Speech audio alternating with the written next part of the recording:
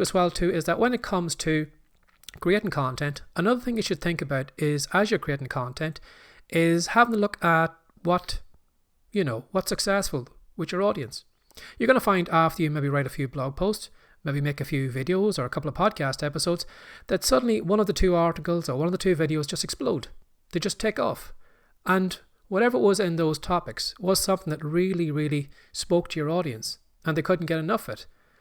And what I'd recommend you should do is, when you find something that just explodes like that, have a look at the subject in that content that you created and think to yourself, is there maybe an ebook in this?